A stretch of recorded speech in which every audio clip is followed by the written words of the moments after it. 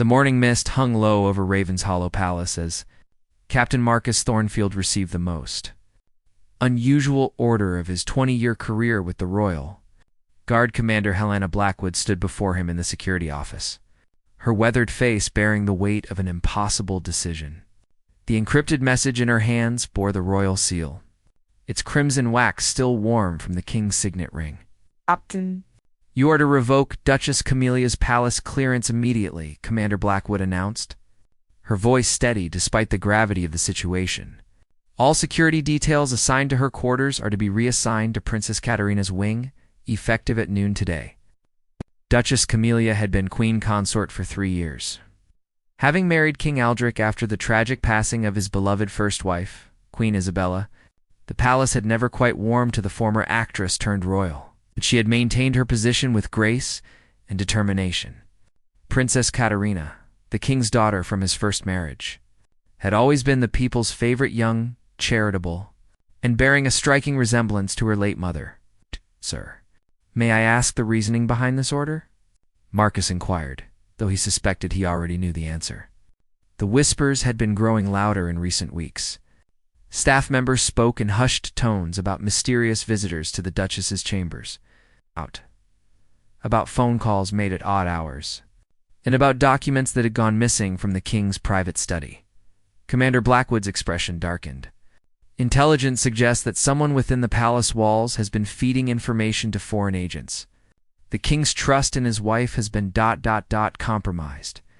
She paused, choosing her words carefully. "There's evidence that state secrets regarding our military defenses and diplomatic negotiations have been leaked. The timing coincides with the Duchess's private activities." Marcus had noticed the changes himself. Over the past month, Duchess Camilla had become increasingly secretive. She dismissed her usual lady-in-waiting Alara without explanation and began receiving guests in her private chambers rather than the formal receiving rooms. Her new assistant, a sharp-eyed woman named Victoria Ashford, had arrived from abroad with impeccable credentials, but an unsettling demeanor that made the palace staff uncomfortable. The captain remembered the night 2 weeks ago when he had been conducting his routine security rounds. He had noticed light emanating from the Duchess's study window well past midnight. When he investigated, he found her burning papers in the ornate fireplace, her face illuminated by the flames. She had claimed they were old love letters from before her marriage to the king, but something about her nervous laughter had troubled him ever since. "What triggered the investigation?" Marcus asked, though he dreaded the answer. Princess Katerina approached her father 3 days ago with concerns about her stepmother's behavior. She had noticed Camilla photographing documents in the king's private library when she thought no one was watching. "The princess has always been observant, and her loyalty to the crown is unquestionable." Commander Blackwood's voice carried a note of respect when speaking of the young princess. Marcus nodded grimly. Princess Katerina had grown up in the palace, understanding its rhythms and secrets better than anyone. At 25, she possessed her late mother's wisdom and her father's keen political instincts. If she had noticed something amiss, it was undoubtedly significant. The security footage from the past month painted a troubling picture. Duchess Camilla had been accessing areas of the palace typically restricted to senior royals and government officials. She had used her royal credentials to enter the archives, the communication center, and even the military briefing rooms during hours, when these areas were supposedly empty. Her new assistant Victoria had been seen accompanying her on several occasions, carrying what appeared to be small recording devices. "The king is heartbroken," Commander Blackwood continued, her professional demeanor softening slightly. "He truly believed he had found love again after Isabella's death. But duty to the crown must come before personal feelings. The security of our nation cannot be compromised for romance." As Marcus prepared to execute the order, he reflected on the dramatic changes this would bring to palace life. Duchess Camilla had been living in the Queen's Wing, a magnificent section of the palace overlooking the royal gardens. Her security detail consisted of 8 of their finest guards, led by Lieutenant James Worthington, a decorated soldier who had served the royal family for 15 years. Princess Katerina, meanwhile, had been residing in the East Wing with a smaller security presence. As the heir apparent's daughter and second in line to the throne, She certainly deserved enhanced protection. But the sudden shift would send shockwaves throughout the palace hierarchy. The staff would immediately recognize that something significant had occurred. Though the true nature of the situation would hopefully remain classified, the Duchess's daily routine would be completely disrupted. Her morning walks through the private gardens, her afternoon tea in the blue salon, and her evening appearances at state dinners would all require new security protocols. More importantly, her access to sensitive areas of the palace would be severely restricted. The king's private study, the state document storage rooms, and the communications center would all become off-limits territories. Victoria Ashford, the mysterious assistant, would also face intense scrutiny. Marcus made a mental note to have her background checked more thoroughly by their intelligence division. Her sudden appearance in the Duchess's inner circle had raised eyebrows from the beginning, but royal protocol had prevented deeper investigation without just cause. The morning sun climbed higher as Marcus gathered his senior officers to brief them on the situation. Lieutenant Sarah Morrison, head of the princess's current security detail, would need to coordinate with Lieutenant Worthington's team to ensure a smooth transition. The logistics alone would be challenging, relocating 8 guards, updating all security protocols, and ensuring that both royals remained protected during the changeover. As noon approached, the palace seemed to hold its breath in anticipation of changes that would reshape the royal household forever. Servants moved through the corridors with unusual tension, sensing that something momentous was about to occur. The very walls of Ravenshollow Palace, which had witnessed centuries of royal drama, seemed to prepare for another chapter in its storied history. Marcus checked his watch, prepared to approach the Queen's wing. In just a few minutes, he would knock on Duchess Camilla's door and deliver news that would end her reign as Queen Consort and potentially expose a web of espionage that reached into the heart of the kingdom, the future of the monarchy, and perhaps the security of the entire nation hung in the balance as he walked down the marble corridors toward an encounter that would change everything. The grandfather clock in the Queen's wing chimed 12 times as Captain Marcus Thornfield knocked firmly on Duchess Camilla's chamber door. The sound echoed through the opulent hallway adorned with portraits of former queens, their painted eyes seeming to witness this historic moment. Lieutenant James Worthington stood beside him, his usually composed face showing traces of confusion and concern about the sudden orders he had received. "Enter," came the Duchess's melodious voice from within. Marcus had always found her accent fascinating, a blend of her theatrical background and the refined pronunciation she had cultivated since joining the royal family. Today, however, there was an underlying tension in her tone that suggested she sensed trouble approaching. As they entered the lavishly appointed sitting room, Marcus found Duchess Camilla seated at her escritoire, a delicate piece of French furniture that had belonged to Queen Isabella. She was writing in what appeared to be a personal journal, her golden hair cascading over her shoulder as she looked up with startled green eyes. Victoria Ashford stood nearby, organizing papers with mechanical precision, her dark clothing making her nearly invisible against the deep burgundy wallpaper. "Your Grace," Marcus began formally, "I regret to inform you that by order of His Majesty King Aldrich, your palace security clearance is hereby revoked. Your personal protection detail is being reassigned effective immediately." The fountain pen slipped from Camilla's fingers, leaving an ink blot on the pristine parchment. Her face, usually composed in the practiced manner of royal etiquette, went ashen. Victoria Ashford's hands froze mid-motion, and Marcus noticed her eyes dart quickly toward a briefcase in the corner of the room. "I don't understand," Camilla whispered, rising slowly from her chair. "What has happened? Where is my husband? I demand to speak with Aldrich immediately." "His Majesty is in an emergency session with the Prime Minister and the Defense Secretary," Marcus replied, his training keeping his voice steady despite his sympathy for the woman before him. "You are to vacate these chambers and relocate to the garden cottage by evening. A single guard will be assigned to your new quarters." The garden cottage was a beautiful but significantly smaller residence on the palace grounds, typically reserved for visiting dignitaries or distant relatives. Moving there would effectively exile Camilla from the main palace and its inner workings. More importantly, it would place her far from any sensitive government areas or classified information. Lieutenant Worthington stepped forward, clearly struggling with the situation. Your Grace, I've served as your protection detail for 3 years. If there are any concerns about security, perhaps we could discuss alternative arrangements that would allow you to remain in the Queen's wing. Marcus shot his subordinate a warning glance. Worthington's loyalty to the Duchess was admirable, but misplaced given the current circumstances.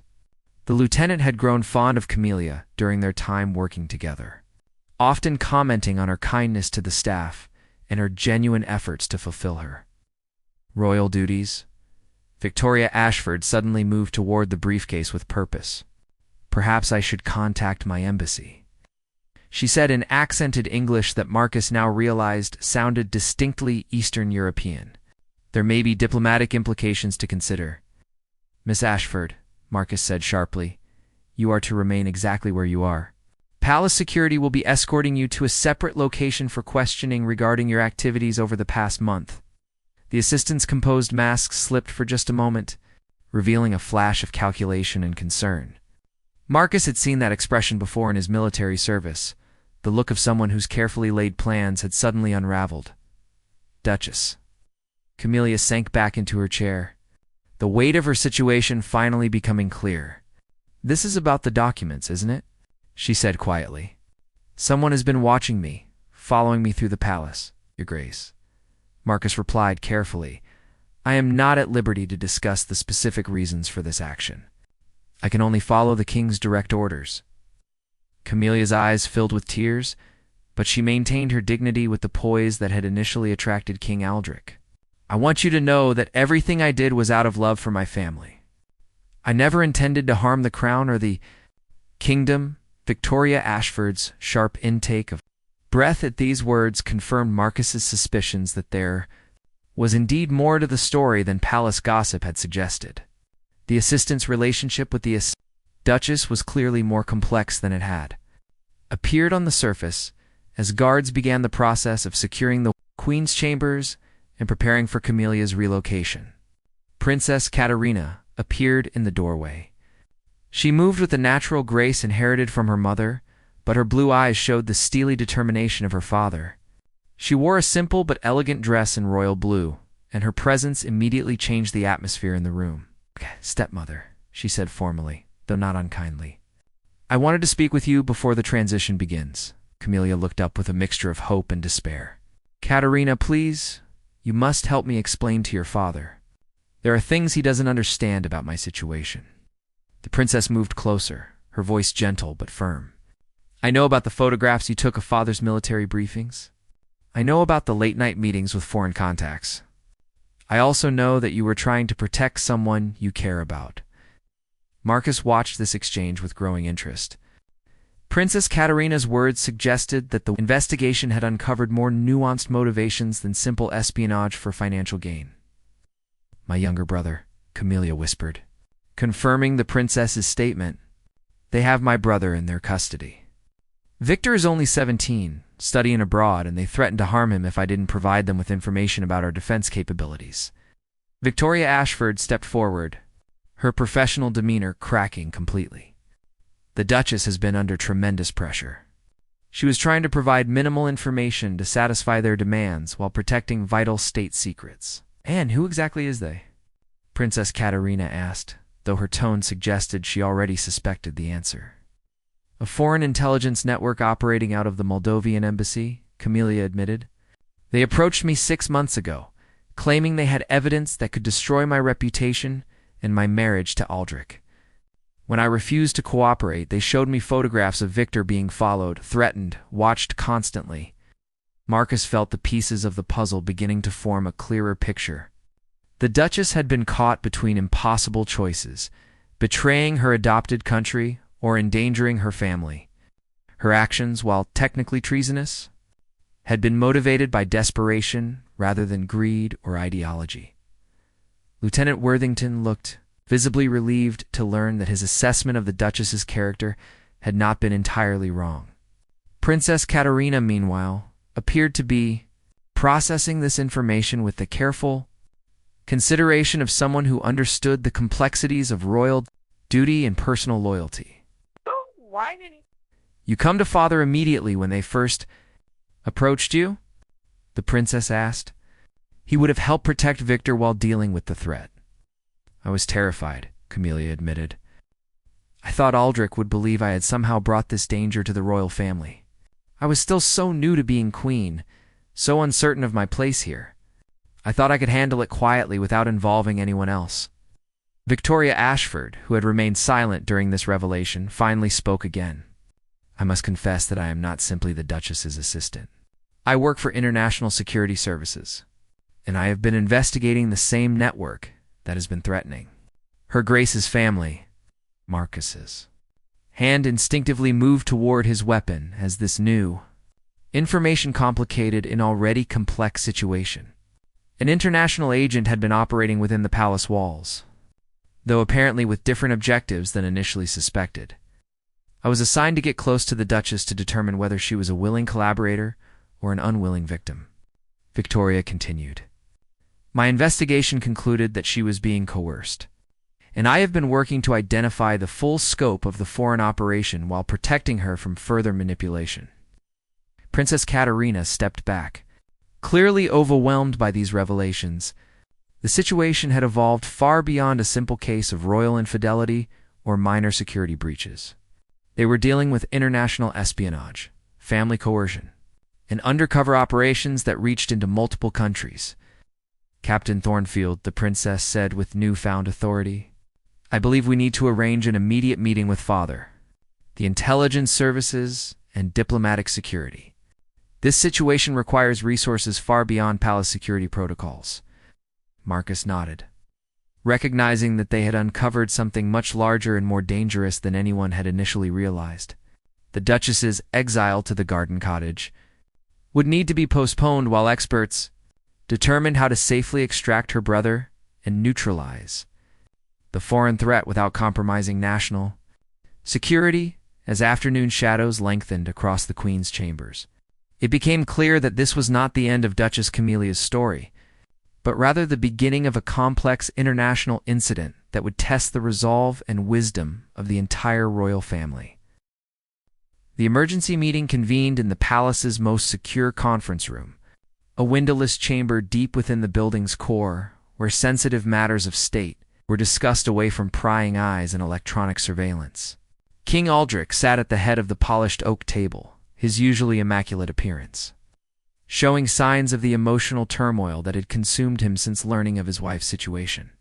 Dark circles under his eyes betrayed sleepless nights spent grappling with the conflict between his love for Camilla and his duty to protect the kingdom. Director Charles Pemberton of the Royal Intelligence Service had arrived within hours of receiving Princess Katerina's urgent summons, a thin, sharp-featured man with silver hair and penetrating gray eyes. He had served the crown for over 30 years and had seen his share of international intrigue. Beside him sat Ambassador Alina Rustova, the kingdom's top diplomatic security expert, whose expertise in Eastern European affairs would prove invaluable in the coming negotiations. Duchess Camilla sat across from her husband, her hands clasped tightly in her lap to prevent them from trembling. The woman who had once graced theater stages with confidence now appeared fragile and uncertain.